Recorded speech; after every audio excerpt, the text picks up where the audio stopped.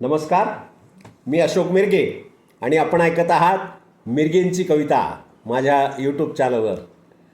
सध्या युद्धाचे ढग फिरू लागलेले आहेत. 10-12 दिवसापासून युद्ध चालू आहे. संपूर्ण जगाचं लक्ष आणि जगाचे डोळे त्या 2-3 देशाकडे लागलेले आहेत, इस्रायल, अमेरिका आणि इराण. तर या युद्धाच्या परिणामामुळं सध्या गॅसची टंचाई जाणवत आहे. तर त्याला टी व्हीवर आपण बातम्या पाहिल्या म्हणजे हॉटेलवाले चुली लावलेल्या दाखवित आहेत आणि त्या चुलीकडं पाहून मला माझं बालपण आठवलं आणि किती तो समाधानाचा काळ होता चुलीवरल्या भाकरीचा. त्याच्यावर मी हे काव्य केलं. आजच्या दैनिक दिव्यलोकप्रमाणे त्याला प्रसिद्धी दिलेली आहे पहिल्या पानावर. तीच तुम्हाला मी ऐकविणार आहे की चुलीवरली भाकर याच्यामध्ये काय गोडी असायची. ती चूलही गेली आणि ती भाकरही गेली. आता चपाती सुरू झाली. ती पचायला जड असती. प्रत्येकाच्या ढेऱ्या वाढून बसल्या. किती फोटो काढताना मध्ये घेतली तरी ढेरीमध्ये जात नाही. ढेरी फोटोमध्ये आल्याशिवाय राहत नाही. आणि हे सगळं कशाचं आहे तर हा सगळा गव्हाचा मैद्याचा परिणाम आहे. ज्वारी पेरणं लोकांनी सोडून दिलं कारण भाकरी पचायला हलकी असते, त्यानं पोटं वाढत नाहीत. गहू पोट वाढवितो त्याच्यामुळं. आणि सगळीकडे तेच सुरू झालं आणि म्हणून मी ही आजची कविता तयार केलेली आहे. चुलीचा तो फोटो पाहून मला आठवलेली ही छोटीशी कविता ऐकूया. घरी चूल पेटलेली दिसली की पूर्वी जीवात जीव यायचा. अहो, गावात जर कोणी पंगत दिली तर त्याचं नावच असायचं चूलबंद आवतनं. चूलबंद म्हणजे गावात चूल पेटणारच नाही स्वयंपाकासाठी. कोणाचं घर असो त्यानं त्या पंगत देणाऱ्याच्या घरी जेवायला यायचं. याला म्हणायचं चूलबंद आवतनं. आणि म्हणून घरी चूल पेटलेली दिसली की पूर्वी जीवात जीव यायचा.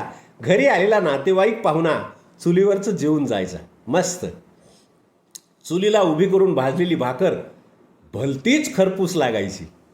चुलीला उभी करून भाजलेली भाकर भलतीच खरपूस लागायची आणि तव्यावर रगडलेल्या ठेच्यासोबत अर्धी आगाऊ मागायची. पोटच भरत नव्हतं.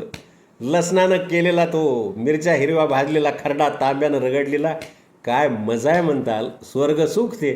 तोंडी लावायला कांदा. थोडं तोंड पोळतं पण आरमानच होते उगं. दुसऱ्या दिवशीपर्यंत काळाच्या ओघात चुली गेल्या आणि गॅसवर चपाती मिळू लागली. काळाच्या ओघात चुली गेल्या, गॅसवर चपाती मिळू लागली. कुकरच्या शिट्टीवर शिजलेली खिचडी माणसं पटपट गिळू लागली. लोणचं बरणीत भरल्यावनी काय चव नाही राहिली त्या जेवणाला. स्वयंपाकाचे गॅस सिलेंडर नंतर खेड्यापाड्यात जाऊ लागले.